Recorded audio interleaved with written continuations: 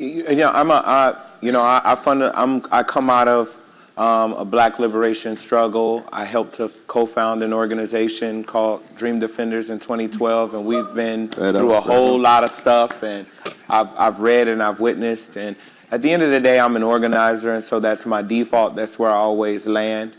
And I was just in Iowa, and in a number of larger rooms that looked and resembled like the one we're in right now. And, you know, you're taken aback by it almost immediately, me coming from where I come from and me being there. For me, I think it is in the way that we organize and in the way that we are really building our organizations, right? We've got to admit, you know, this is on a Tuesday evening at Harvard, and we are going to inevitably get the people who are in this room who can be on a Tuesday night at Harvard in this room. And so I think, you know, for us, if we're going to emanate from that place, we've got to go back to the who, what, when, where, and why. You know, this event could and should be somewhere else, right? And it's going to take organizers, and I say this wherever I go, to the organizers for Bernie. It's going to take you all going into places that, quite frankly, you're probably a little scared of right now. I'm not going to be able to go to the barbershops all over Cambridge like I'm doing in other places with the campaign with Brother West and other people and bringing them into the conversation in a way that they haven't.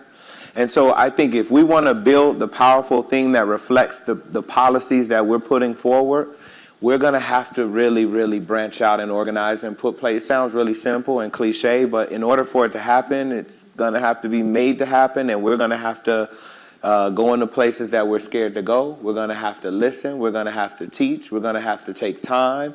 And we're going to have to bring people into these places in a way that they haven't.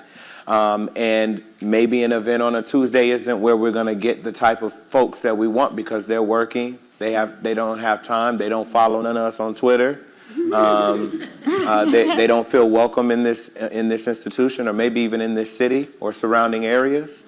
And so those are the things that we're going to have to engage with. I'll end it here. We talked about this earlier.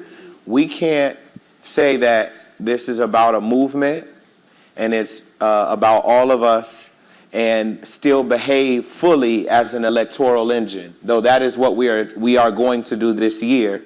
We have to be looking at the next 20, 30 generations of the left and building an organization that's ready to engage with what that looks like. And so we've got to be brave now. We've got to be courageous now. We've got to be afraid now and go beyond our networks in order to build the organizations that's going to actually be able to move the policies that we're talking about.